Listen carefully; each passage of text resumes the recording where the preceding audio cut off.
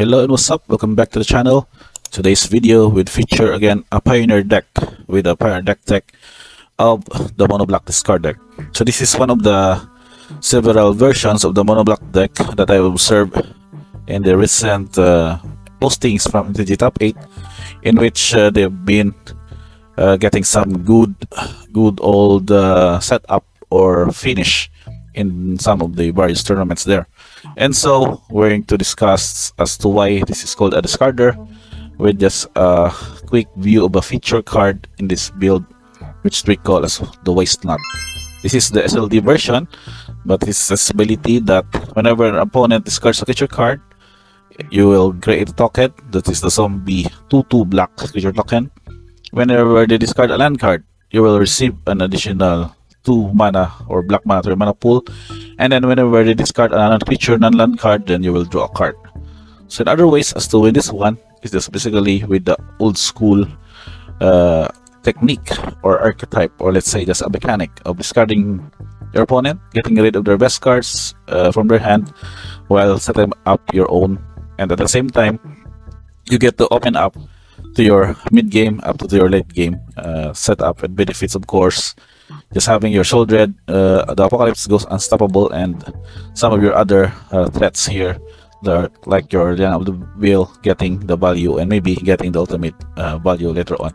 So we're going to do a quick rundown on this. This is one of the top 8 finishers from one of the recent MTG online tournaments. The deck is composed, of course, of the Waste Knot and the Mythos Massacre as the sweep, so that's 6 enchantments. We have an artifact in the lone card of Reckoner Bankbuster, 6 creatures, 9 instants, 9 sorceries also, and of course the lone Planeswalker in the main deck, Liana of the Veil. That's 4 copies, along with 25 lands. So we're going to go first with the creature choices. So of course, Shouldered is the best way in the current black or mid-range to control setup that you can win out by having these benefits. So if you have them draw a card, they will lose 2 life. At the same time, when you're apart, whenever you draw a card, you will gain 2 life. So in other ways, that just going to be in scenarios where you would just need not to attack, then you can still get the benefit from that of Shouldered's triggered ability. So with that copy on the deck, we also have some utility creatures here with Tenacious Underdog. In scenario wherein you can still discard Tenacious Underdog for the Liliana as sort of a fodder, and also you can later on blitz this one by paying 4 and pay 2 life from your graveyard. And one of also the choices of creatures here is the Tergrid, God of Fright from Kaldheim. So this is a 5 to cast 4/5 legendary god creature with menace. Whenever an opponent sacrifices a token permanent or discards a permanent card, you may put that card into the graveyard, into the battlefield under your control. So that's basically having them to discard maybe some of their mid game or late game card. At the same time, it becomes your own threat, wherein you would be able to place that permanent card under your control from their graveyard. So it's a very some of the ways to win or basically backbreak their board by gaining advantage, of course, of your discard spells and effects. You can also flip this one for this version. You can have this one as Tergrid's Lantern. It's a 4 to cast legendary artifact. Target player uses 3 life unless they sacrifice a land permanent or discard a card. Then you can also pay 4 to untap Tergrid's Lantern. So another way to win this one, or to have your opponent sacrifice their non-land permanents or discard from your hand, is to go through this route. So that in any case, you can also have this one as the Lantern, or cast Tergrid, God of Fright as a 4/5 legendary creature god. So that is one of your main ways to win. Of course, to partner with Waste Knot is the discard spells. So this deck has particularly main deck 2 copies of Duress, since Duress is now very effective, especially against vehicles, battle decks, battle cards, I mean, and you can be able to discard early as turn 1. So in backup of the 4 copies of Thoughtseize, you still have 2 copies of Duress to go along with the early discard. And also we've decided to the deck to have the main deck go blank, wherein they would not only discard 2 cards but also exile cards from the graveyard. This is to prevent mashups with graveyard shenanigans, and those also deck archetypes that benefits from discarding cards from their hand. to their respective graveyards. So in the combo the Waste Not, you can still curve out with a turn 1 Thoughtseize. You go to drop, let's say turn 2 Waste Not, and then go blank on turn 3. So one of the very backbreaking ways to have your opponents discard early on. So with a combo with that, we still have Liliana of the Veil as the utility creature, Planeswalker, to go with discarding their hand. And also you'd also discard, but the extra lands or extra redundant spells can be discarded in the bonus of that. And then you can have also your opponent sacrifice a creature. And later on, you can get the ultimate that all of their permanents can be divided into 2 piles, in which one of them would be sacrificed on the pile of your choice. So that in the late game scenario, that would also support Liliana as the best Planeswalker to fit in this kind of deck build. Now for the instance, of course, spot removals are very efficient in this. We have Vital Push, 4 copies, 2 copies of Go for the Throat, 2 copies of Herd's Edict, and a single copy of this one would also prevent graveyard shenanigans, is 1 copy of Cling to Dust. So this also, you can get this one to gain you 3 life, and at the same time, if you would exile a non-creature card, or let's say a land or a Planeswalker card from the graveyard, you will draw a card.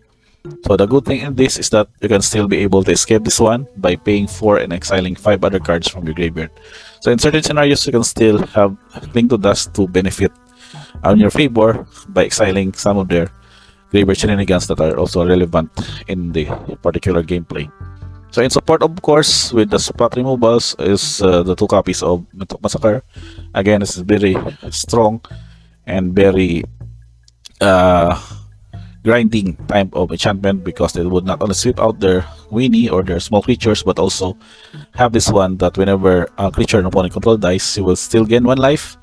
At the same time, whenever your creature control dies, you can have your opponent lose 1 life. So in a way, they can still act as a win situation on this. Now we take a look at our lands. This is particularly important because of the several land choices here. So aside from the 4 copies of Castle of Twin, which acts as your card draw in the late game, we have a copy of Crawling Barrens. They can still act as an attacker early on, or in the mid game, if there are ways that your opponents would not really have to answer this one at its speed. You can put up all your mana to activate this and then attack for the win, for just straightforward attacking. Now also we have a copy of Drown Your Temple. This can be also used to do a discard fodder to your Liliana, wherein you can also pay 3 to return this from your graveyard to the battlefield tap. Then also 2 copies of Will of Ruin, again for manland shenanigans and other non-basic lands that will have your opponents, that you can be able to destroy them, and 3 copies of Garbage Sanitarium. So this is also a good combo card with that of the Waste Not, because it's an ability that its player does a card and discards a card, wherein you can have situations where with the Waste Not active in play, you can still have your opponents discard a card and have your respective triggers happen. Now with that card, we still have 2 copies of the Hive of the Eye Tyrant. So this card would go well to be that of a attacking creature that can also do some exile effects to your opponents, and 1 copy Mutable, also another manland or ways to still deal extra damage or chump in early damage or the late game or mid game. Then we have 9 swamps in the deck and lone copy of Takinuma Abandoned Mire, with also the Orboard Tome of Yugmoth to turn each of your land becomes a swamp in addition to its other land types. Now for that deck setup in the main, we go to the sideboard. We have just going to be a quick rundown on this. So additional Duress of Source probably for control or mid-range matchups or combo matchups. 2 copies of Hitting Needle, probably for control, because we need to name up some specific Planeswalkers so that your opponent won't really have some shenanigans to activate them. Additional Reckoner Magmaster also for Cardo effects, and also become a threat with a crew, become a 4/4 with a crew 3 with a pilot. A copy of Path of Peril against maybe for humans or mono red or other tokens decks. A copy of Faction Arena for card draw, of course, and goes well with the Sholdred and your upkeep extra draws that would be needed, so that you would not have enough gas to draw more of your discard spells, and also for your mid-game, late-game threats. 3 copies of Extension Event, that is also for the same purpose of swapping up your opponent's creatures, and the good thing is that they would have to exile only odd or even. That would also benefit on you depending on what your current board setup would look like. And of course, Kalita's State of Get, that goes with spot removals, that an exile non-token creatures your opponent controls that would die. They would be exiled, and then you will get to benefit to create a 2/2 black zombie creature token into the battlefield. So along with it also is 3 copies of Legend of the Void. This is also could be casted on turn 0 by starting the game with this one of the battlefield if it is in your opening hand. That would also prevent graveyard shenanigans as early as turn 0. And last copy is 2 copies of Invoke Despair for, of course, mid-range spot removal that can also deal with enchantments, and also 2-for-1 creatures and planeswalkers in any given scenario. And last but not the least, we take a look at the average mana value. That's surprisingly only very cheap for a control deck because of its average of 2.2. Goes well with 7 for 3 mana and 12 for 2 mana value cards. And color distribution is purely black. We still have 25 lands in those. And last but not the least are these tokens created. The zombie token by a Maestnut, Treasure, and Pilot from the Reckoner Buster. So I guess that's about it for this deck tech. I do hope if you've seen this one and have your any of your matchup that has tried this deck or played against it, let me know in the comments below so that we can have a good discussion on how this deck would par, or the deck build would need to improve or something sort for this one. So again, thank you guys for checking out this video. Monoblock discard deck tech for Pioneer format. See you guys on the next one, and don't forget to like and subscribe.